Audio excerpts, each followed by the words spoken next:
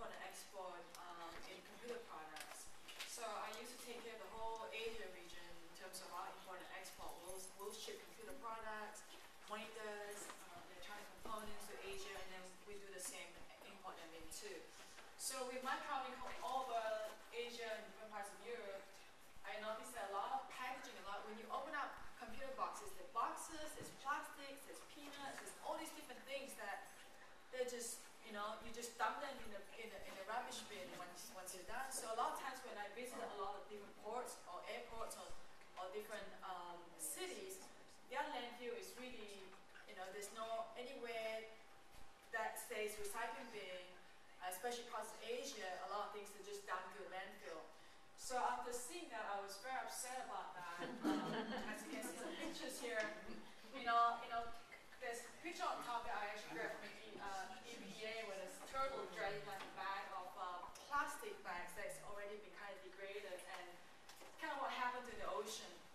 And I remember in one of the ports in Asia, when I looked down in the water, it's actually dark. There's oil, you can swim, you can fish, you can surf.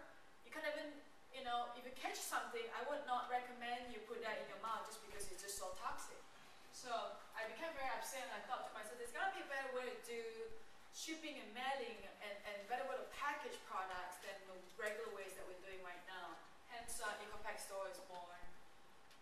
So what does it mean in our business when we see a product that says biodegradable or eco-friendly or compostable?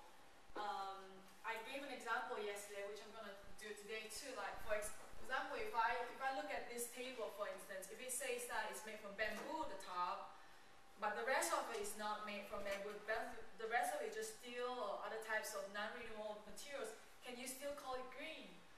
A lot of times, a lot of companies that are coming out with product, they'll just say, oh, we are really actually a green company, or we're eco-friendly, but which part are you a green? It's just the tabletop that's green because it's made of bamboo, but the rest of it is not green because it's made from different materials.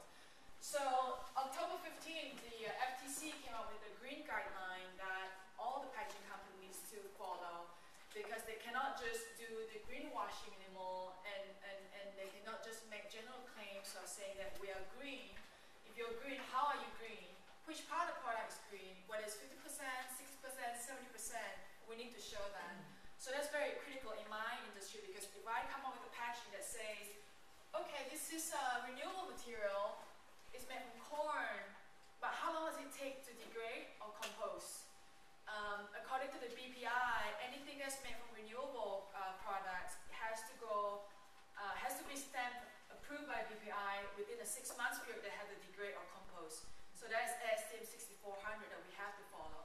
So just examples like that that we have to look at when it comes to packaging. I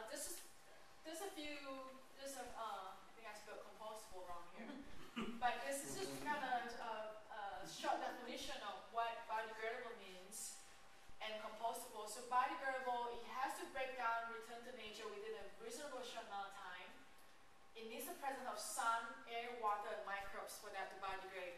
When it comes to compostable, it is a process that causes biodegradable, but it has to turn it into a usable, compostable material that's like a humus-like material, similar to grass or leaves or anything like that's organic out there.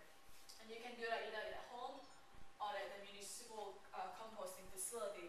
But something like this actually really takes a lot of heat, so you really can't compost this at home. You have to put it in the industrial compost bin for that to break down. So that's kind of like it's a great bioplastic made from renewable resources, but it's still, it does take a little bit of process for it to break down too. But it's better than regular plastic. It lasts for 1,000 years. Next one is, when we were looking at all this marketplace of who's going to buy this product from us, we came across this demographics done by the MNI, which is the Natural Marketing Institute, and they did a study of consumer behavior that they categorized into 5 different categories. You can actually take a look at it and see where you are in the chart, because it's very interesting. So the first one is LOHAS. LOHAS actually means lifestyle of health and sustainability. So the first one is very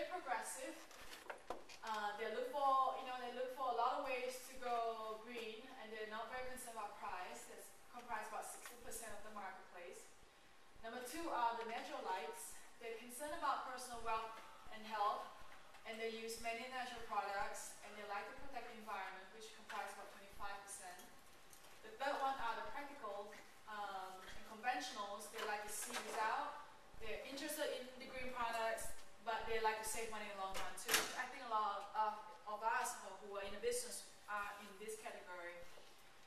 The fourth one are the drifters. They're not too concerned about the environment. They figure they still have time to fix it. They do buy some green products, and they like to be seen. It's a whole image thing for them, to be seen in Whole Foods trying to buy green products. So that's like 23% of the market, according to this survey. The last one are the unconcerned. They don't have, it's not a priority for them to go green. They're not sure what products are out there. They're not really interested, and they really probably somebody who go to Walmart to buy because they like price and value, price, quality, and convenience. So that comprises about 14%. So if you kind of take a look at the market segment here, you can kind of see where you are. And for us really, we want to target a lot of those number 4 and 5 who are still very old school in some of their ways, and and we want to actually have products for them to use that is not too far away from what they used to, that they can still personally connect to. I'll show you an example in a little bit. So these are the alternatives of going green. I know you've probably gone through this with some of the workshops early on, so we'll go through that. This is something interesting that I came across, which I know that Thomas could share. Using Century Gothic font saves you 30% less ink if you're printing out than Arial. So this is kind of. I can expand on that a little bit. It's going to be really important for magazines and newspapers. Okay. That's where you really get your savings. And think about it though. You think that little space. Again, one drop of water, the waterfall. If you add all the newspapers in the United States, we're saving thousands of trees. It's energy as well. It's not just the trees. It's the energy and everything to go that. Thank you. And this is because we're so involved with plastic and paper cups that we want to get rid of. This is kind of like a short from Clean Air and Organizing. They say that if there's about 300 times of paper and plastic cups that circles the equator, that's how much we toss away every year. So that's quite a lot. And plastic bags takes about 400 to 1,000 years to degrade. Instead of biodegrading, they actually photodegrade. With sunlight, they break down in smaller pieces, and the smaller pieces act like sponge, soaks up different types of materials like PCBs. Actually, they are made out of plastic, so they contain material like PCBs and DDT. And when it goes into the ocean, it goes through the food chain basket. It goes into our body once we consume fish or any other seafood product. So what does it mean to go green? In our business, we like to share with people what we do. Of course, put out on our mission statement because we are going green. But for other business that in town that that they are small business, I know a lot of San Diego business here, like those ones here.